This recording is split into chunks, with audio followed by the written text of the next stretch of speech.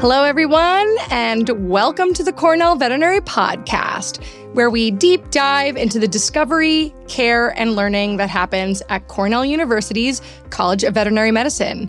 I'm hoping by now you know that I'm your fabulous host, Dr. Michelle Moyle, visiting assistant clinical professor, Purina veterinarian, and person who just adopted a new dog that, of course, has some allergies to food. So I think it's destiny, myself working for Purina, but I digress. Let's move on because I'm very excited to talk to our guest today. Our guest is Dr. David Russell, the William Kaplan Professor of Infection Biology in the Department of Microbiology and Immunology. It's a lot of words, which is why I'm reading, people. He has spent his research career studying the interplay between human immune cells and two major human diseases. And we are not kidding when we say two major human diseases, tuberculosis and HIV. He has also worked to develop new types of drugs to help fight these diseases in novel ways with funding from the NIH, the Gates Foundation, and the Muller Health Foundation. Welcome to the show, Dr. Russell. How are you? I'm very well, Michelle. Thanks very much for having me. I'm very excited that you're here, and I'm sure our guests are very excited to hear because this sounds like some really remarkable research you're doing. Kind of before we get into the research, she says, talking with her hands everywhere, I'm very excited to kind of hear your backstory. Like, I really like to hear where people come from and a little bit about your path. Namely, was this the path you thought you were going to be on when you were a kid? Like, how did this all come about? Yeah, no, absolutely not. This was not what I imagined as a kid. That's usually the story. I love this. Yeah. So I grew up in Wick, which is a small fishing town in the far north of Scotland. I mean, it's about 10 miles before you fall off the end of Scotland. Okay, good to know. Stop at Wick. Don't go further. Got it. Exactly. Okay. Yeah. So my parents always had an interest in nature. My father was interested in birds. I kind of grew up with this within the family. My father's from Shetland, from the Northern Isles. We had lots of relatives in Shetland and Orkney.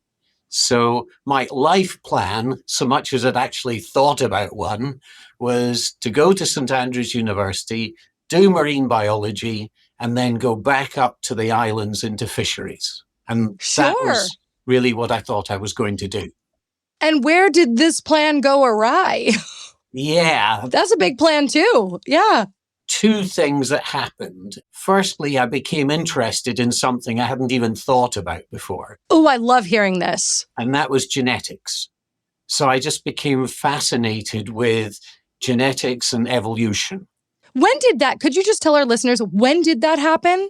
It happened as an undergraduate, and I would say where it finally came together was I did a parasitology course, and I started... The vet students at Cornell are very aware of parasitology, very aware.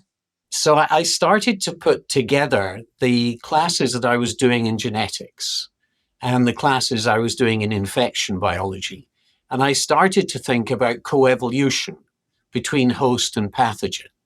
And I became absolutely fascinated in how two organisms, infection is probably one of the most intimate associations that two organisms can have. I'll say that an uninvited guest sometimes, but Exactly. they are growing together, right?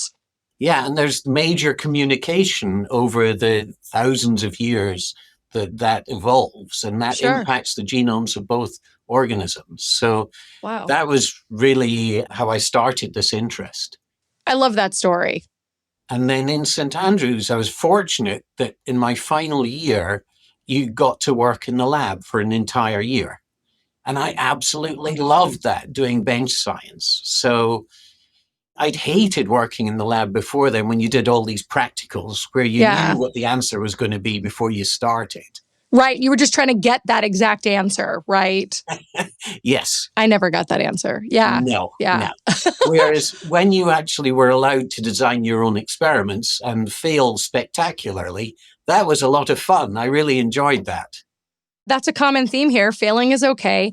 I talk a lot to our listeners, and I really hope those listeners are like they have their ear right up to where, okay, maybe you're listening on AirPods and your noise canceling is great, but here's what I want you to listen to. What I want you to hear is that he went in to study something else piqued his interest, and that led him down a path that he did not think he would go down. And everyone who might be like me and didn't think they liked lab, he ended up loving doing research, but it had to be on different terms. So give yourself the chance to try something new. That's what I'm hearing from you. Yeah, no, that was pretty much it. And then in the UK at that time, you didn't apply for programs to do PhDs. You had to apply to an individual person. So I then spent the time frantically looking around for somebody in the UK that was working on something I was really interested in. Sure. And so then I ended up doing a PhD on malaria in Imperial College in London. Wow. So I really appreciate, we talk a lot about mentorship as well, but at that time, your mentor was brought to you by you following your passion. So it's not like you could just find someone in the field and say, hey, you seem like a great mentor. Would you mentor me? It was a specific person doing what you hope to pursue. That's tough. Yeah, so I had to write all these pathetic begging letters to all these people around the UK saying, please, can I come and work in your lab? And then this one worked out very well. And I had a great experience in my PhD. It was a fantastic project. I really enjoyed it. I see. There are similar themes in science, right? I begged via mail as well, but in different ways, hospitals, different programs. So I'm so glad to see it's consistent. That's fantastic. And I stalk everyone's websites and lab sites. So I saw that you spent quite a bit of time. We were talking about St. Louis, you're at Washington University. And so what finally brought you, and we'll get back to your study interests, what brought you to Ithaca? I was at WashU and I felt I needed a change, really in two aspects. One, I felt the scientific environment within a medical school was a little bit restrictive because you didn't have access to some of the basic sciences like chemistry, like physics. Was this this was a human medical school? Yeah. Okay. Yeah, so I really wanted to have more diversity in terms of discipline. Yep. And the other one was more a case of philosophy and how business was done. And the top American medical schools are very egocentric. What? Institutions. So don't come at me, med students. I'm joking. Medical schools in general, I find, like all institutions, right? It's very focused on what they're doing, how great they are. This is like, sure. Yeah, and so I wanted a more relaxed environment. And that's why Cornell really appealed to me, both at the campus level and at the vet med school level, as somewhere that I could work with pleasant, interactive colleagues. And it's not in a city. So yeah, I mean, small. It was a great transition for me. It really was. Oh, that's awesome. This is just a note to everyone listening. Again, even if you're working somewhere for years, things could change and maybe it ends up not being the place for you. So you can move on and find a place where you would thrive and be reinvigorated, even though like St. Louis is big on toasted ravioli. So you had to leave the toasted ravioli, but you came here to Ithaca and we have our own unique, delicious bites. But I love that you said the environment is relaxed. I think many people won't think of a PhD like program or a veterinary program or a work where you're doing research as relaxed. So it's very nice that you were chasing after something that also personally resonated with you that would allow you to do science better. Yes, I think that's correct. Yeah. It's a really nice family environment. It's a great place to bring up kids. So, yeah. That's awesome. Even with the snow, he said that. I'm very intrigued by that. But sure. Now, I mentioned the two rather significant human diseases that you are studying. So I would like to kind of know why each one. So first of all, could you just tell our listeners, because we don't talk about tuberculosis often. One, can you tell us what tuberculosis is? And Why do you study it? Because I think most of us who are listening are like, I don't know, isn't that a thing from a long time ago? Like tuberculosis, not real, it's just in books. It is real, everyone. I'm just so being there's facetious. two aspects to that question. So Yeah. the first one is that what you've just said is an extremely Western view. So Leave it to tuberculosis me to never come in. went anywhere. Right. Um, Got it. That's important for us to know. So tuberculosis has been and still is the single biggest cause of death by infectious agent. And it's about 1.3 million people a year. Now, it Whoa. was overtaken briefly by SARS-CoV-2, but Sure. now it's back on top again. So it is a major killer, particularly in sub-Saharan Africa. And yeah, I get this all the time that tuberculosis, well, hasn't that gone away? And Right. it has certainly not gone away. And with the recent cuts in US aid, who are the main agency distributing anti-TB drugs in sub-Saharan Africa, you can expect those numbers to grow even more again. I'm very Not sad to only hear are we that. failing to meet the WHO deadlines in terms of reduction of disease, I think we're now going to go in the wrong direction. So I want to make sure everyone's listening. I work very hard here to make sure that people understand that this is not necessarily political commentary. This is just what's happening in science and what's happening in the world. We have USA aid that was playing a huge part in many diseases around the world, many. And now without that aid, and we're missing these important deadlines, we have this disease that has a huge death toll annually. And now, sadly, we're expecting that death toll to go up.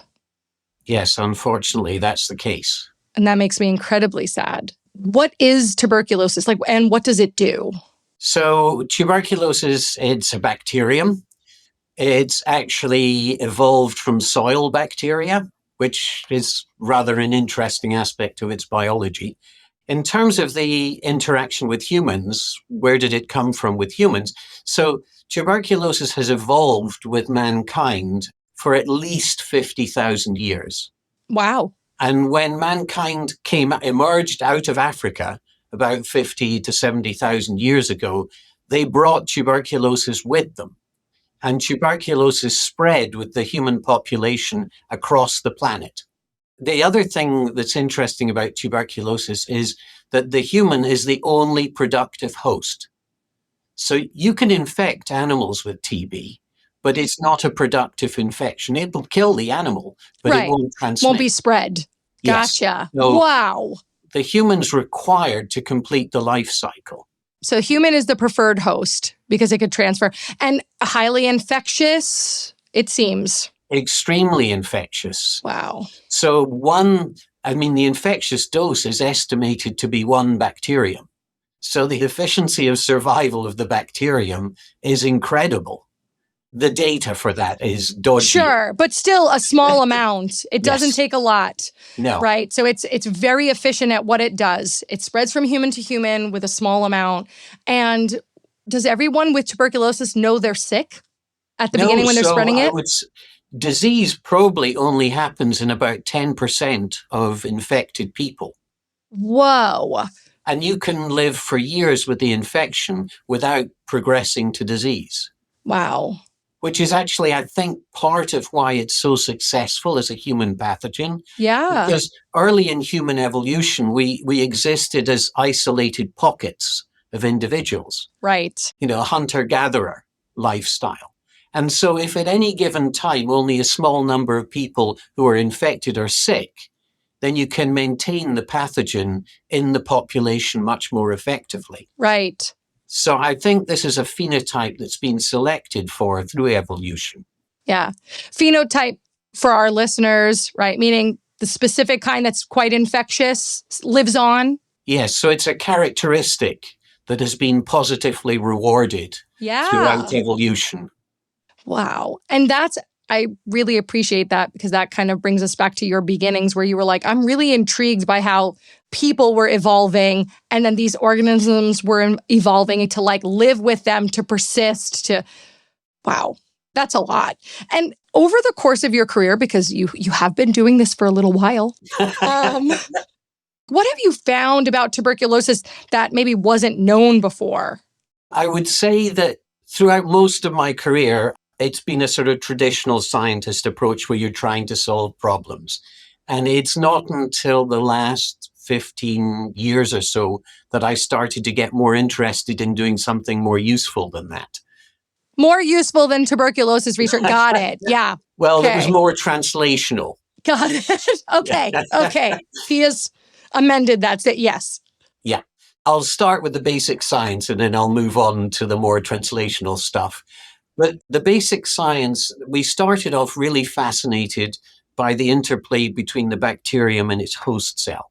Because for most of the life cycle of the infection, the bacterium lives inside a host cell. And the host cell that it lives inside is a macrophage. And that name actually comes from Greek, and it means big eater. That's my kind of cell, everyone. Absolutely. I tend to think of the macrophage as Pac-Man, to be quite honest. If anybody's listening and you still know what Pac-Man is, feel free to comment and make me feel younger. But right, it's eating up these infectious cells. Sometimes it's actually even helping to repair damaged cells by taking them away, right, in the body.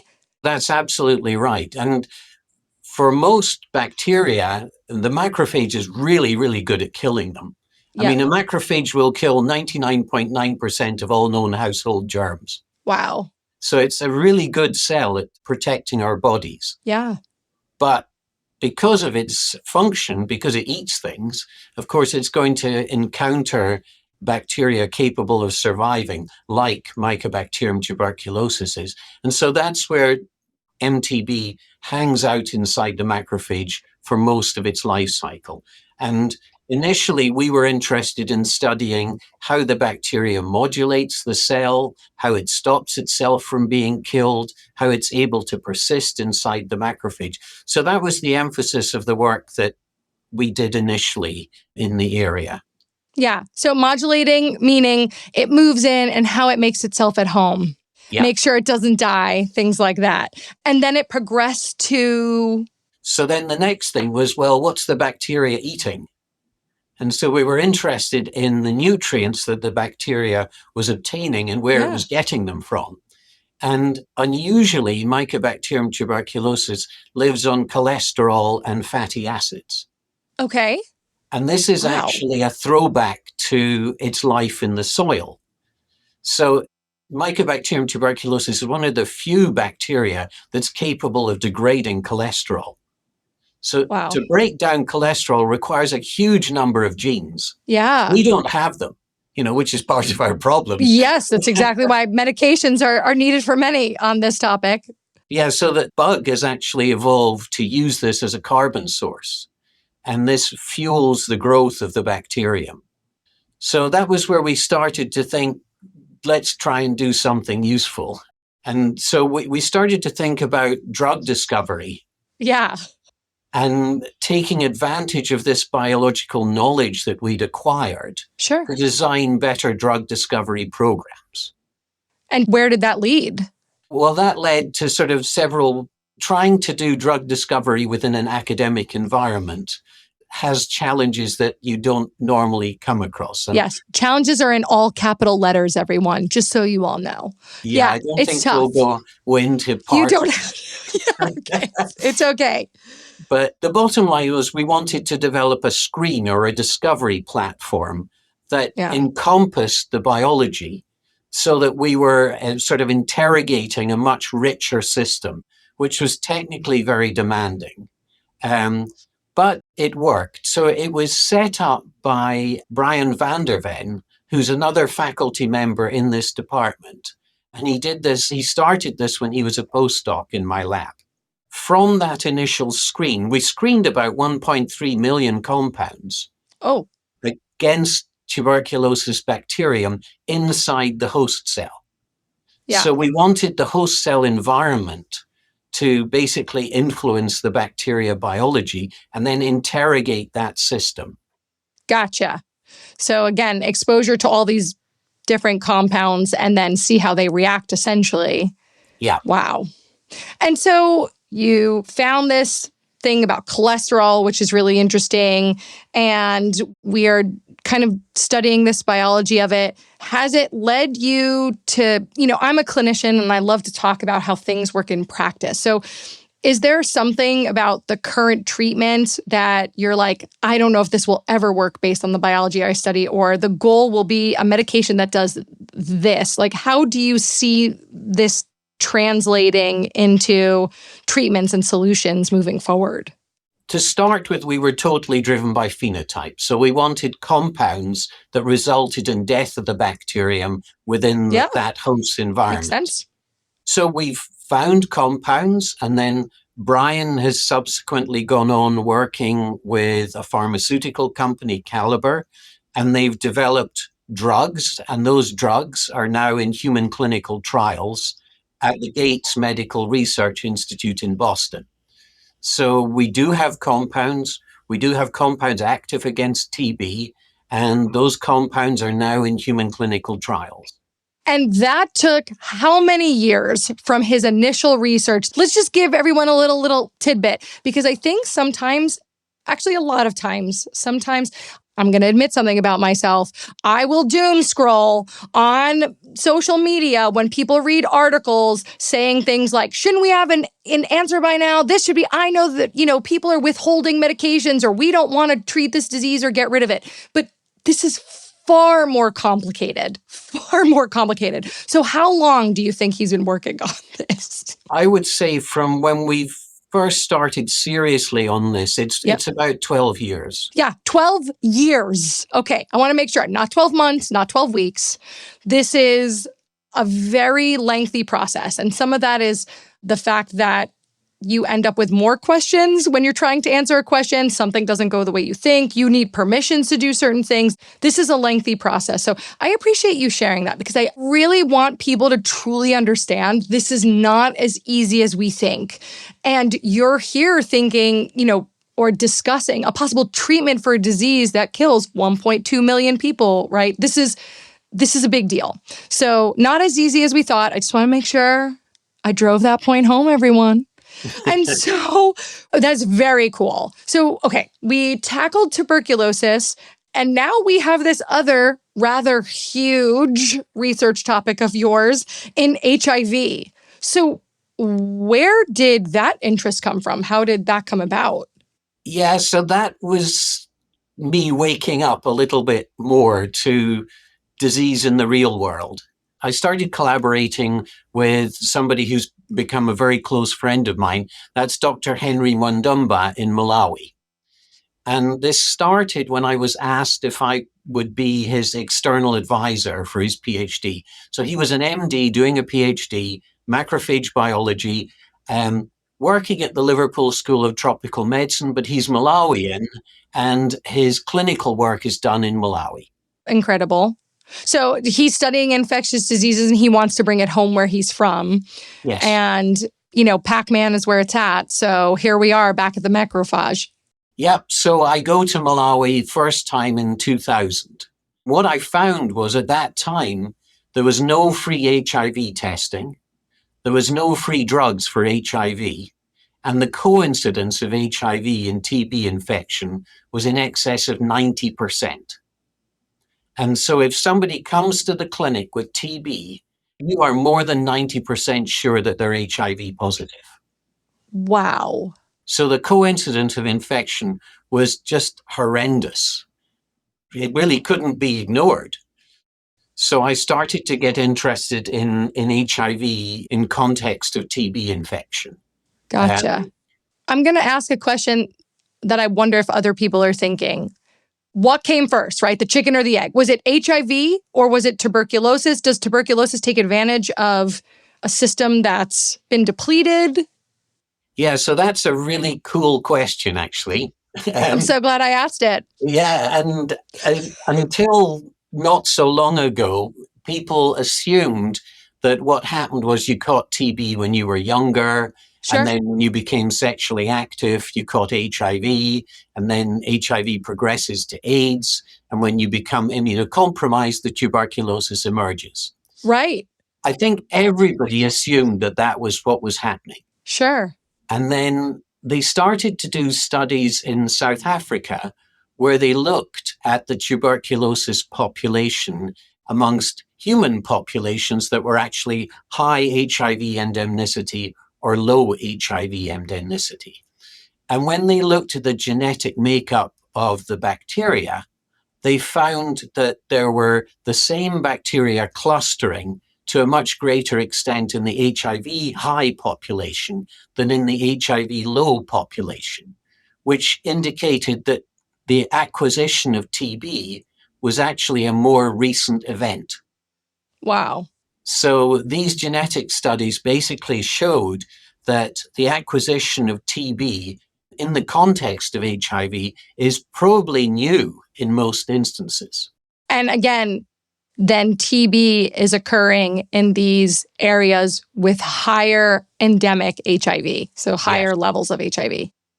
This thing sounds quite smart, evolutionarily speaking. It's a really cool put that out there. And it wasn't what people expected at all. Agreed. And so we now kind of understand that. What do we do with that information now? Does it change what we do?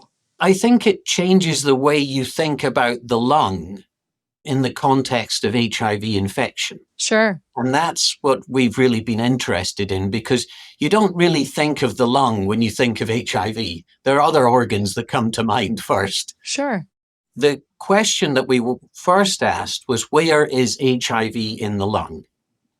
And the methods weren't there to answer that question immediately, so we had to develop new methods that allowed us to detect the virus at single cell level in the lung. And when we did that, we found that the virus was actually mainly in macrophages and not in lymphocytes. Of course, all the biology of infection is really conducted looking at the interface between lymphocytes, your immune cells, and the virus, and how the virus kills your immune cells, and that's why you progress to AIDS. Right. But all of a sudden in the lung, we find that actually the viral genomes are much more abundant in the macrophage population than they are in the lymphocyte population. Were you looking at the lung because that's where TB is typically? And so you were like, they have this coinfection, so there's got to be a commonality maybe in the lung, and we're missing something, and you looked into that.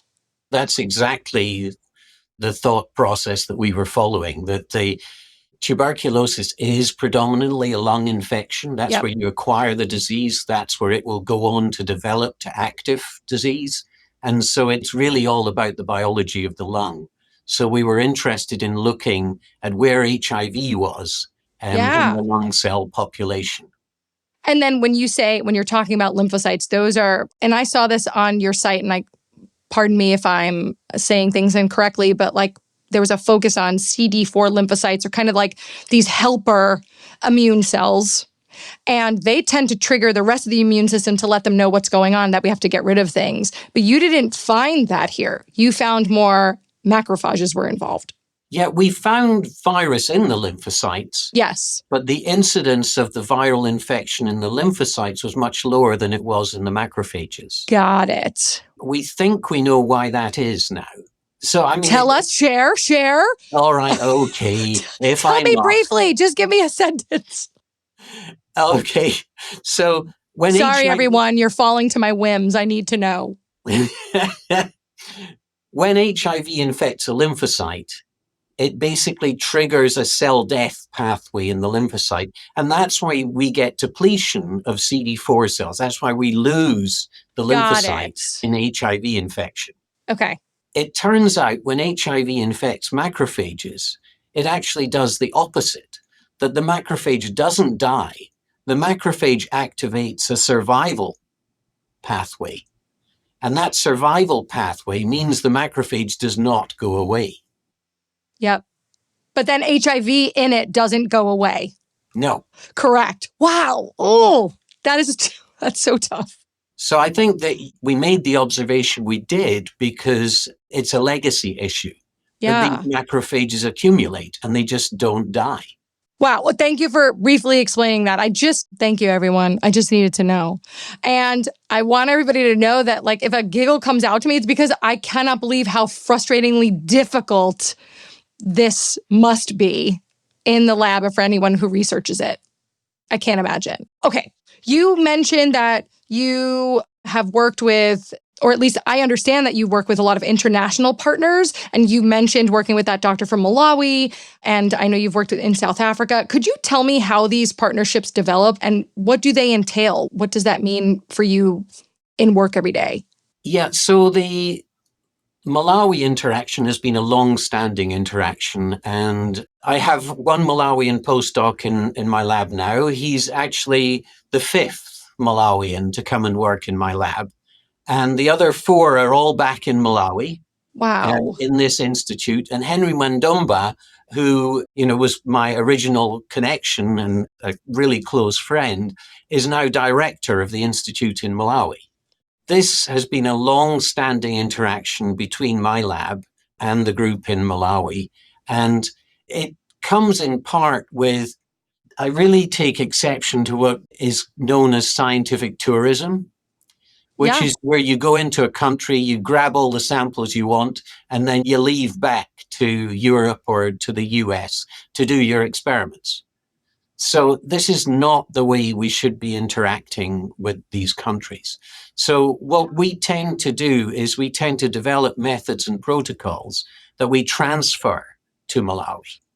And so the experiments are done in Malawi. And then after the experiments are concluded and you need to do sequencing, single cell analysis, et cetera, then you ship that over to us here and we do the high-tech molecular analysis here. But the basic experiments are done in Malawi. That's the way we've always interacted. That's why Malawians come to the lab to train, get protocols, go back to Malawi.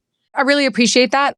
Just listening, listen, I'm someone who doesn't do research, but to me, it would make sense to do the experiments in an environment where the research will be most effective, most beneficial, similar conditions. I don't know, things change, but then you're bringing all of this back to the country where the people are most affected by these diseases. So I'm very happy to see that they're keeping the bulk of that here. And then we can help them with that through our partnership, through sequencing and more of this high-tech stuff. Yeah, I think building scientific infrastructure in Africa, I mean, that's something that I take very, very seriously and why I've had a long-standing interaction.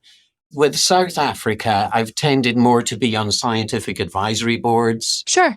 I have had active interactions with African Health Research Institute in Durban and with University of Cape Town. So there I've been more actively engaged. But I would say Malawi's always been my priority. And here's what I love, everyone listening. I'm going to try not to lean into the microphone because I'm so excited. This partnership happened when someone reached out and asked him to be an external advisor. And then they developed this amazing relationship. And now look what came of it. We have 4 others that are now back in Malawi doing medicine. So you just don't know what networking and relationship building will do. It's incredible. Yeah, but there's a sad end. Oh, no. Yeah, so it's the current administration and the National Institutes of Health have cut all the overseas subcontracts. So what does that mean for us, like for your lab, for people coming here? What does that mean? Well, it means that all the money that supported the research in Malawi has just been cut, just withdrawn. Gosh, I'm so sad to hear that. So, yeah, so we're working frantically to find alternative routes to support the lab over there. I'm going to ask you a question. It's not on my list of questions, people. He didn't see this, but I'm going to ask because I think that this is important. If someone is out there listening, and I hope they are, and I hope they're listening with an open mind, says to you, why should that be important to me? I'm in the US. Can you tell them why? Because all these diseases do occur in the US, and in Africa, you've got a lot more of them. So there's a lot more HIV, a lot more tuberculosis, a lot more of pretty much every infectious disease around. And with the African countries, we have partners who are willing to work with us to develop a much better understanding of these infectious diseases.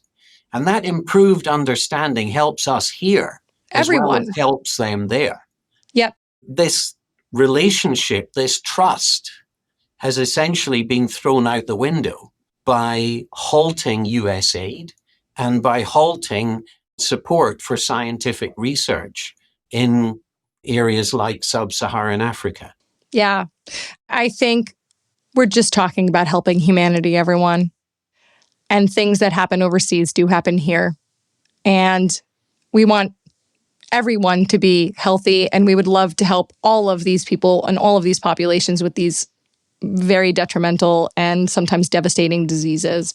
So I really appreciate you sharing that, because I think it's important for us to highlight. Well, I think it's important to realize that it helps us as well. Yes, agreed. Because, our HIV programs have been tremendously enriched by the ability to work on high endemic areas of HIV. So the drugs that we have here that are much better than the ones we used to have predominantly gone through human clinical trials in sub-Saharan Africa. Right. So you pull that away, you're pulling away a resource for the people in this country as well. Exactly. Everyone reaps the benefits of research in this space. And I think we're failing to recognize that. So I very much appreciate that answer.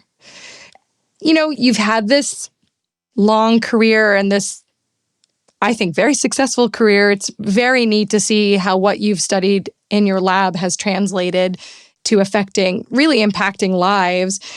Is there something you're most proud of? Like, is there a moment? Is there a study? Is there something that you're like, this is why I did this? I mean, I would say my career has given me a great deal of pleasure. I've got a hell of a lot out of it personally. I've had amazing opportunities to interact with extremely clever, creative people. I've felt I've never stopped learning, which I've thoroughly enjoyed. But I would say, looking back, the thing that's given me the greatest satisfaction are the success of the people who trained in the lab. I love hearing that. So since I've been at Cornell, I've trained 19 scientists who now run their own research programs, many of them in tuberculosis. And this includes institute directors, department chairs, etc. So I'm most proud of how effective this lab has been as a training environment for independent scientists. That is just wonderful and brings me so much joy. It's part of the reason I came to Cornell initially, just teaching and having even students reach out years later about something I taught them in surgery. It could be something small. Right now, I am not, everyone, comparing that to the impact of all of these scientists doing great things in different places, but it has that impact on me.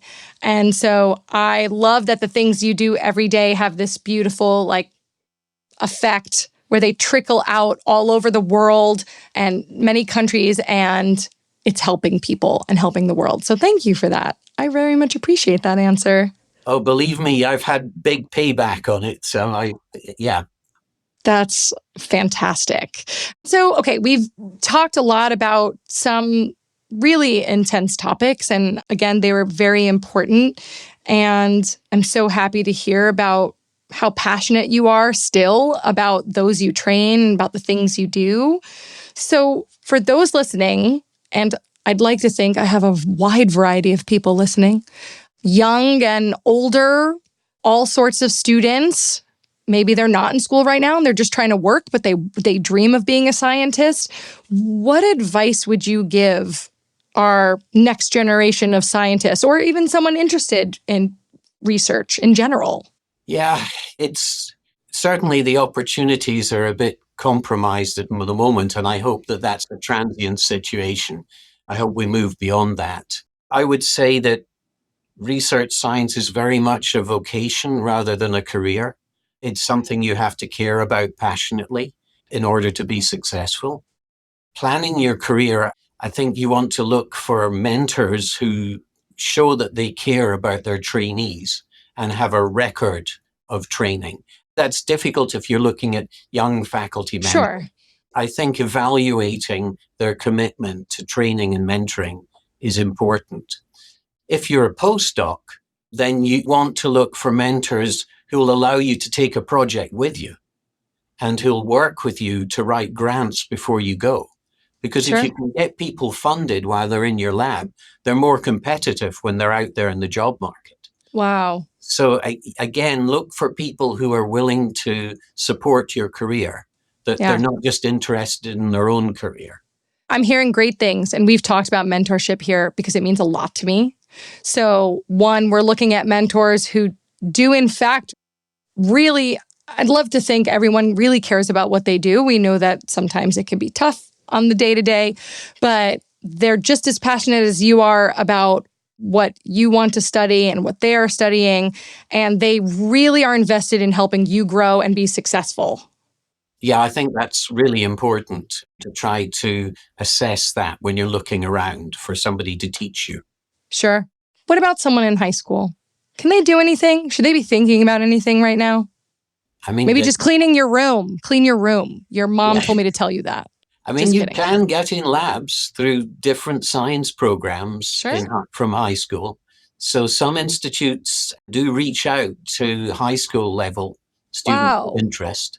You know, because all of the stuff we do is biosafety level 3, I can't really let a student run around with a syringe with HIV in or anything. Yes, that is a very valid response. But what I want everyone to hear is, maybe you don't know of an opportunity in your school, but that doesn't mean opportunities are not out there to help your interest flourish. So if you're interested, seek out opportunities because some places will even have high school students, and that is very exciting. Well, that's awesome. The NIH used to have a high school program, for summer program.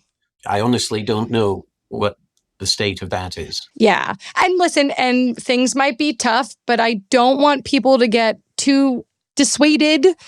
Just follow your passion still, follow your path. I think that there's something out there for everyone, even though it may not be exactly what you thought it was going to be, or maybe the number of positions won't be the same. For right now, hold steady, hold strong. We need to understand that, again, we're helping humanity, we're helping scientists, we're helping people, we're helping everyone. We're just helping everyone. So that being said, I heard, and by heard, I mean it is written down, that you are a talented, wildlife photographer? What? Yeah, well, I'm an enthusiastic wildlife photographer. I think that's the same. That's the same as talented, just being enthusiastic. I love that. How did you get into that? Part of that was growing up and just doing nature walks with parents, etc. And then my father used to do black and white photography as a hobby.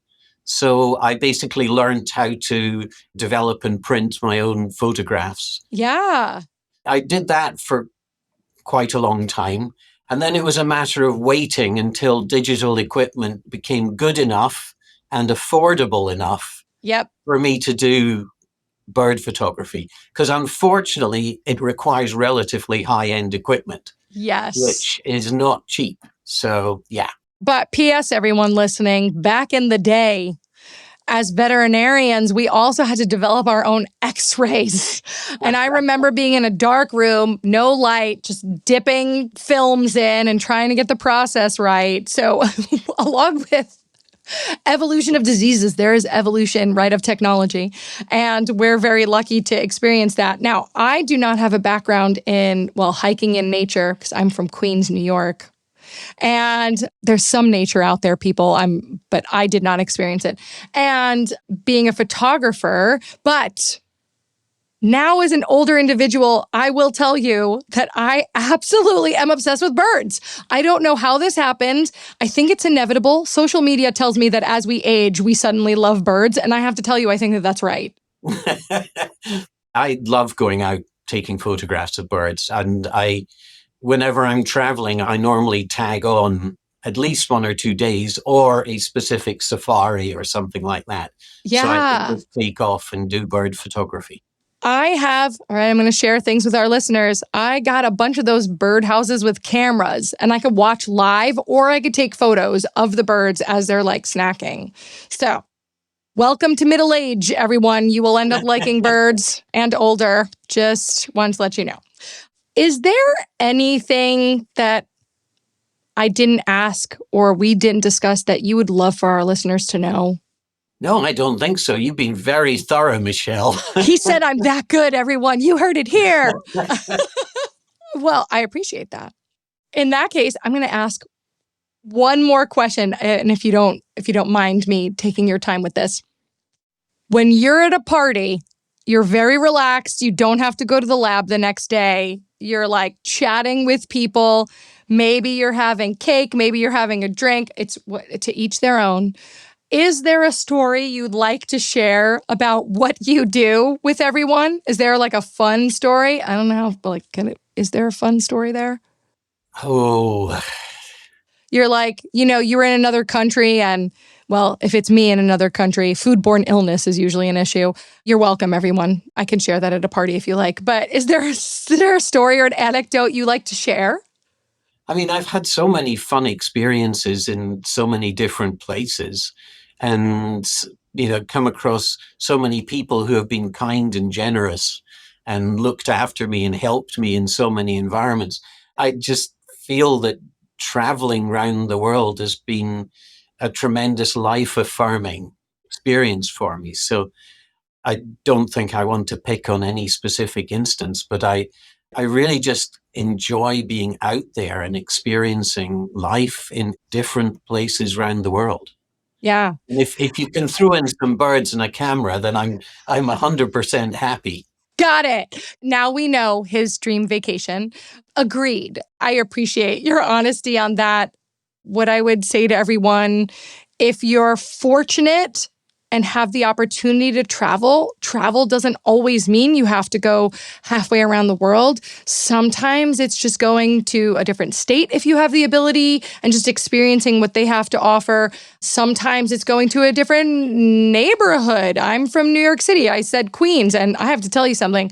The Bronx and Staten Island and Manhattan are very different beasts. So maybe just explore, everyone. We're just going to take a nod from Dr. Russell and we're just going to explore. And then it helps us to learn things about other people. And it also helps us to learn about ourselves. Dr. Russell, I thank you so much for coming on and sharing all of the things that you do and study and who you are. It has been a pleasure to talk to you. I've really enjoyed it, Michelle. Thanks very much. You do a great job. Thanks. Oh, he gave me another shout out. Yes. For everyone listening, thank you so much for joining us. We are recording this prior to the holidays, and no matter where you are for the holidays, if you're with family, blood or chosen, if you're with your pets, if you're alone, please know that we hope you enjoy your time. If you don't have time and you have to work, thank you so much for doing what you do. Thank you for being here with us for this time and for listening to the Cornell Veterinary Podcast.